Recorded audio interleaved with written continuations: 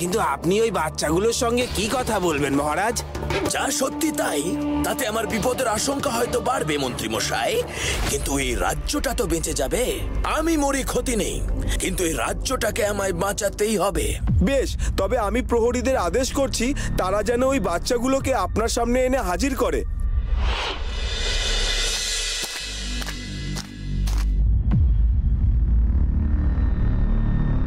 প্রণাম মহারাজ। প্রণাম।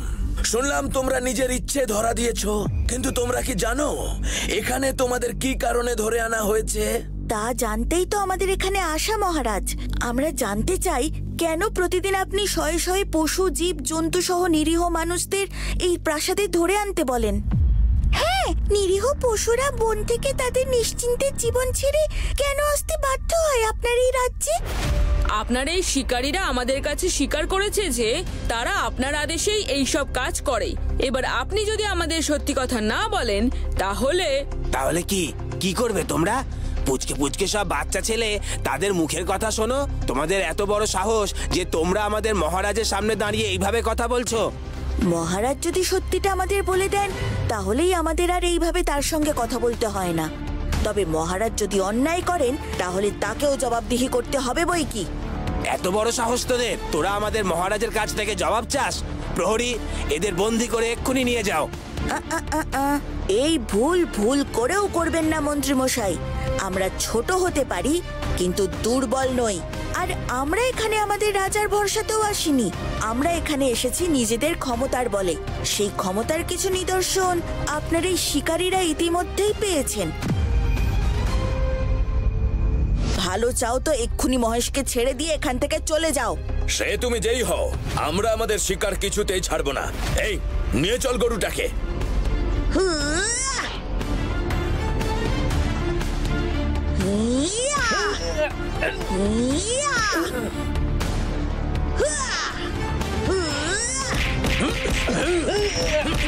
দোহাই মহারাজ, এই বাচ্চাদেরকে চটাবেন না। এরা সত্যি অনেক ক্ষমতা ধরে, তাই তো আমরা বাধ্য হলাম ওদের কথা মতো ওদের এখানে ধরে আনতে। আচ্ছা বেশ, এসবের কোনো দরকার নেই, তোমরা এখান থেকে যেতে পারো। আমি তোমাদের কিচ্ছু করব না, কথা দিচ্ছি। এখান থেকে সত্য না জেনে চলে যাওয়ার জন্য তো আমরা নিজেদেরকে ধরা দিইনি বটুক মহারাজ। আমরা এখানে এসেছি সত্যিটা জানতে। একেবারেই তাই। আপনি দিনের পর দিন নিরীহ পশু, পাখি, মানুষদের এইভাবে বন্দি করে নিয়ে আসবেন, তা আমরা হতে দিতে পারি না। তাহলে আপনি এই প্রক্রিয়া বন্ধ করুন, নয়তো আমরা বাধ্য হব আপনার এই প্রক্রিয়া বন্ধ করার ব্যবস্থা নিতে। হ্যাঁ, আপনি হয়তো জানেন না, আমাদের ভোলা একাই পারে আপনার গোটা সৈন্য সামন্তকে তছনছ করে দিতে। ঠিক বলেছি না ভোলা? আমি কোনো রাজ্যই তছনছ করতে চাই না শিবু। আমি মানুষের মঙ্গল চাই। আমার কৈলাসপুরের মতো সব রাজ্যেই শান্তি বিরাজ করুক, এটাই আমার চাওয়া। ভোলানাথের কৃপায় সেই উদ্দেশ্য নিয়েই আমি আমার পথ অতিক্রম করি। এবার আপনি বলুন মহারাজ, প্রতিদিন শয়ে শয়ে এই নিরীহ পশু, জীব, জন্তু সহ মানুষদের আপনি হত্যা করেন কেন? কারণ আমি অপারগ ভোলা। আমি যা করছি তা নিজের ইচ্ছায় করছি না। আমি যে নেহাতি বিপাকে পড়ে কারণ নির্দেশ পালন করতেই কাজ করছি, নইলে যে সে আমার সব শেষ করে দেবে। কার নির্দেশে করছেন আপনি এই সব কাজ? কিসের ভয় আপনার? কে সে? বলুন বটুক মহারাজ, চুপ করে থাকবেন না। গিরিদানব, আমাদের রাজ্যের আসল রাজা সেই। আমি রাজা হওয়ার পরে পরে সে ছদ্মবেশে আমাদের রাজ্যে প্রবেশ করে। তারপর সে গোটা রাজ্য সহ আমাকেও নিজের বন্দী বানিয়ে রেখেছে। তার কাছে বন্দী হয়ে আছে আমার মেয়ে। আমি যদি প্রতিদিন তার খিদে না মেটাই, তাহলে সে প্রথমে খাবে আমার মেয়েকে, তারপর একে একে খাবে এই রাজ্যের মানুষকে।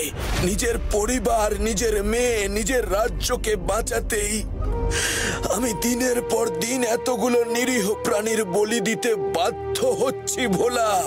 গিরিদানব এত ক্ষমতাবান যে সে আপনার মতো রাজা সহ সবাইকে এইভাবে নিজের তালুবন্দি করে রেখেছে? ছিল না, আমাদের ভুলেই সে আজ এত ক্ষমতাবান হয়েছে। আমাদের রাজ্যের মূল শক্তিপুঞ্জ রয়েছে তার কবলে। যে শক্তিপুঞ্জের বলে আমরা এতদিন শক্তিশালী ছিলাম, সেই শক্তিপুঞ্জ হারিয়ে আজ আমরা দুর্বল হয়ে পড়েছি। দানব কেন, সামান্য মানুষদের সাথে লড়াই করলেও আমাদের হার নিশ্চিত। এই কারণে আমি চেয়েও ওই গিরিদানবের কোনো ক্ষতি করতে পারছি না।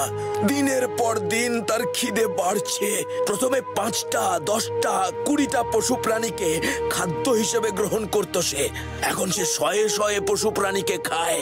আমি নিজেও যে অতিষ্ঠ হয়ে উঠেছি তার এই খাদ্যের যোগান দিতে দিতে। ও, এই ব্যাপার। কোথায় থাকে এই গিরিদানব? আমরা তার সঙ্গে দেখা করতে চাই। অসম্ভব। সে না চাইলে তোমরা তার সঙ্গে দেখা করতে পারবে না। এই রাজ্যের চারিদিক ঘিরে রয়েছে গিরি পর্বত, আর সেই পর্বতের গুহাতেই সে বাস করে। সেখানে কেউ পা রাখতে পারে না তার ইচ্ছে ব্যতীত। আপনি চিন্তা করবেন না মহারাজ, আমরা নিজেদের রাস্তা নিজেরাই ঠিক করে নেব। আপনি শুধু আমাদের সেই পর্বতে যাওয়ার পথটুকু দেখিয়ে দিন। তাছাড়া আজ তো তার খাদ্য হিসেবে আর কিছুই নেই। এই কথা জানলে সে নিশ্চয়ই আমাদের প্রবেশ করতে দেবে। তোমরা সত্যি ওই ভয়ঙ্কর দানবের মুখোমুখি হবে? অবশ্যই মহারাজ, এতগুলো নিরীহ পশু প্রাণীর প্রাণ বাঁচানো যে আমার কর্তব্য।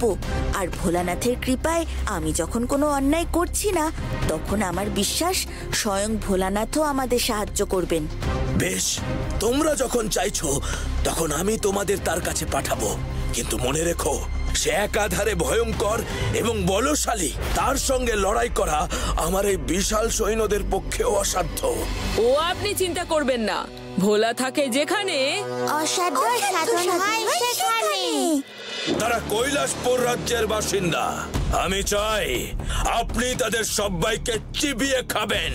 এতটুকু হাড় মাংস যেন তাদের কারুর পড়ে না থাকে।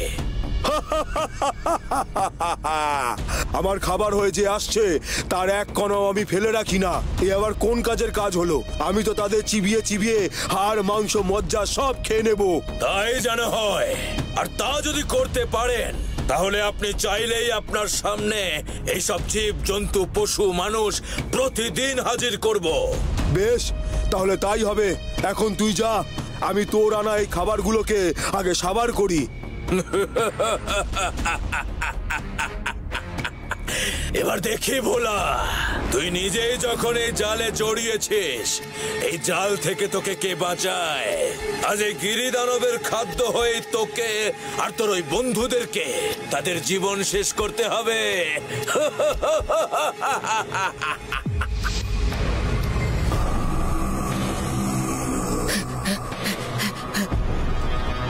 আচ্ছা, তুমি তাহলে গিরিদানব। এই পশুদের ছেড়ে দাও, বদলে দরকার হলে তুমি আমাদের খাও। এ কি বলছিস ভোলা? কোনোদিন হরিণকে শুনেছিস বাঘের সামনে এসে বলতে যে সবাইকে ছেড়ে আমাকে খেতে? আমি থাকতে গিরিদানব তোমায় কোনো নিরীহ পশুদের খেতে দেব না। তাই হয় আগে তুমি আমায় খাও, তারপর পশুদের খাও, আর না হলে আজ আর তোমার খাওয়া হবে না।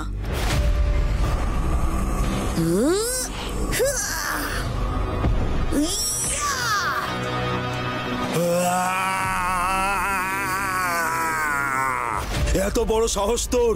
তুই আমার মুখের খাবার কেড়ে নিস? এত মরবার তাড়া তোর! শোন, আজ পর্যন্ত আমার গুহা থেকে কেউ বেঁচে ফেরেনি, তুইও ফিরবি না।